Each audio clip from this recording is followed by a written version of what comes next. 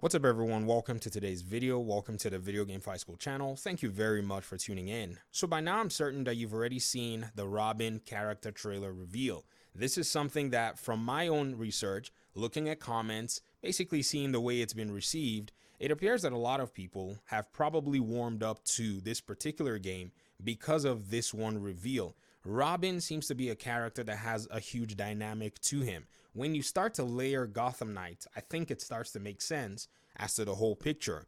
The only thing we don't necessarily know at this point is how much the story and the progression is really going to go. Is it going to be one of those 30-hour progressions that's full of stuff that's actually good? Or is it going to be another game loaded with fetch quests? I guess we can answer that question on another day. So with the aesthetics, the look of this trailer, you could tell the developers decided that they were going to take some time and effort to deal with some of the saturation, brighten up the environment, and present Robin in a very interesting light. If you guys notice, the Nightwing trailer has a lot of blue highlights to it, just to kind of accompany the character himself. In the case of Robin, the highlights are a lot more green. This is the work of saturation within the Unreal Engine. So shout out to the wizard up there in Warner Bros. Games Montreal that's doing the cinematics and making sure that the colors actually do rhyme. You've done a good job. You've been able to win a lot of people over. But there is still something that is lingering, and I thought today might be a good day to just go ahead and address it. And if you're an audience member, you probably know and understand a lot of the nuances to this. Now, this particular concern is people are continuing to say that Gotham Knights looks like a mobile game. Now, this particular source of contention, I decided to ignore this for the longest time because to me, it just speaks of a lack of the technical knowledge of developing and designing video games. Now, this is not common knowledge. Unless you go out there to seek it, you're probably not going to find any information regarding this. Now, saying Gotham Knights looks like a mobile game is actually doing a disservice to the game, because it forced me to ask somebody in a comment stream what they actually meant or which kind of mobile game they think Gotham Knights actually looked like. And they went ahead and said that they thought it looked like the gameplay style of Injustice 2 Mobile. And I said, well, having a graphic style or a gameplay style of another mobile game doesn't necessarily mean that a game looks like a mobile game. If you render that game and that game is able to scale all of its textures and its quality and its frames and its animation at a higher frame rate that a mobile game can't give you, then the game basically cannot reach that same quality that you're actually comparing it to. Now, in order for us to pretty much put this thing to rest, actually burn this argument down, let me show you guys something within the Unreal Engine ecosystem. So here is an Unreal Engine project that I've been working on for a long time. This is one that an instructor taught, teaching the gameplay ability system. The gameplay ability system is a system within the Unreal Engine that was used to make Fortnite, and you as a developer can actually tap into this system and use it to design your own video game. Now, this project is a completed project that was actually done by the instructor for you to be able to go ahead and kind of test out all of your different abilities. The character has all kinds of stuff. They can melee enemies, they can fight, they can take damage. It's something that's a very simple project. I know it looks really lame. A bunch of enemies are chasing you, but that's not necessarily the case. But here's actually what I wanted to go ahead and show you guys. When you finish making your project in Unreal Engine, as you know, the way it's designed, this is Unreal Engine 4. Unreal Engine 5 looks quite similar, just a lot of slight, I would say, material differences. You can actually open that particular project and you can pretty much package your project into different platforms. So you can take that project, you can actually package it as an Android-based project to work on mobile devices. You can package it as an HTML5 project to maybe work on browsers, iOS platforms, Linux, Lumen, TV operating systems, and Windows, basically Windows 32-bit or Windows 64-bit. Now, you're probably wondering, where's the Xbox and PlayStation version? These SDKs are not available to the public. If you wanted to be able to maybe package your game for the Xbox, you have to reach out to Microsoft and go through a developer application process for Microsoft to give you access to this particular SDK. And if you wanted to get the PlayStation version, you got to do the same thing with Sony. So depending on how you build your game, you can actually render it for a mobile device if the mobile device is able to actually play the game. So when people say that Gotham Knights looks like a mobile game, I think they're probably saying maybe the graphic style is what reminds them of some kind of a mobile game that they've played in the past.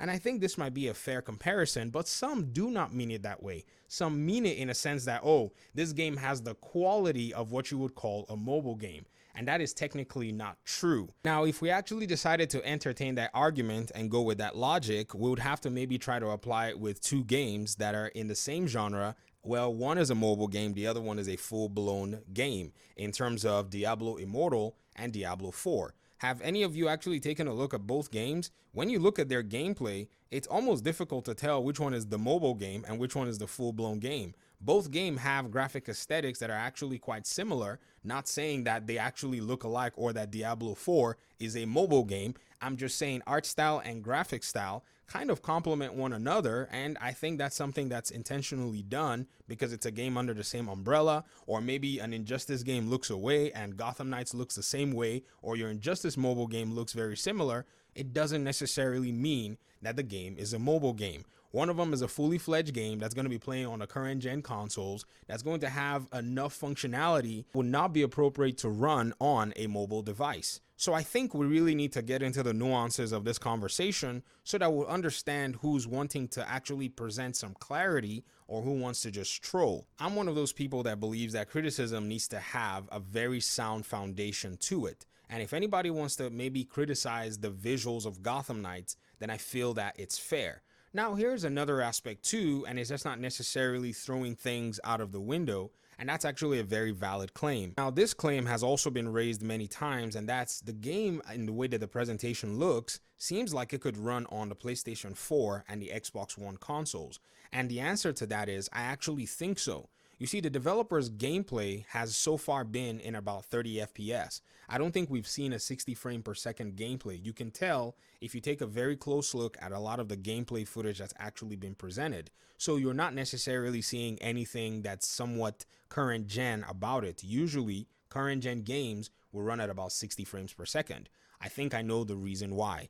In Unreal Engine, when you're rendering your footage from whatever you capture within the engine, so everything you're seeing from this gameplay presentation, the cutscenes and all of that stuff are just scenes and sequences that have been captured within the engine. There's a functionality called Sequencer. You can open up your game, hit play in any section you want, do an action and capture it as footage, take it out and go render it with another video production software. I think a lot of what we're seeing is being rendered in the base frame rates that's available in the game engine. And this is why you're seeing all of this in 30 FPS. I think when the game comes out, it should be targeted at running at least 60 FPS locked for the current generation. This is probably going to be the biggest challenge for the developers because we haven't necessarily seen any 60 FPS gameplay.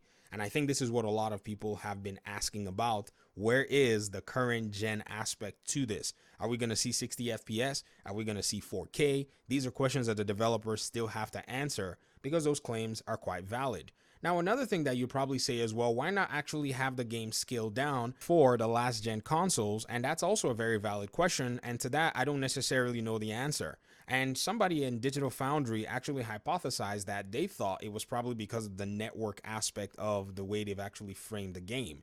This is probably the only technical thing that I've seen from somebody who knows a little bit more about these things. I think that's probably the biggest roadblock to having this game on the past generation of consoles. If you go back and look at, say, maybe the way the delay was implemented, it was almost a 2-year delay. And even still, it took about a few months into the year of its release for them to come out and say, hey, we're only going to be bringing this game out in the current gen consoles. I know they framed it in a different way, basically saying we wanted to bring the very best experience that we could deliver. But that meant, yo, if you have a PS4 and Xbox One, it ain't gonna cut it. And the PS4 and the Xbox One are just kind of ancient hardware at this point. There are a few games that can actually run very well on them, and those games have to be curated for them. Those games are going to benefit from them. Like Hogwarts Legacy, it's also being developed in Unreal Engine, no doubt, and it's also going to be able to enjoy that huge install base nonetheless. But Hogwarts Legacy doesn't have a network aspect to it, so that could very well be the reason why we're seeing that.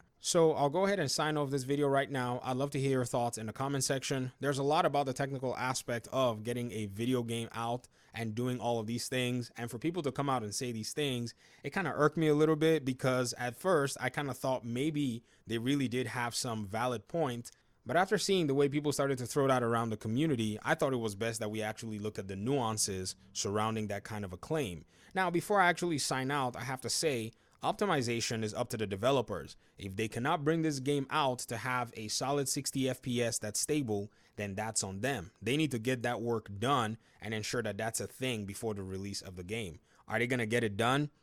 I think they will. It seems like they already have everything set up for them. You have two consoles that are basically PCs posing as consoles, and you have a bunch of PCs out there. I think the ball is in their court and they can do whatever they want with it. Talk to me in the comment section. Peace out.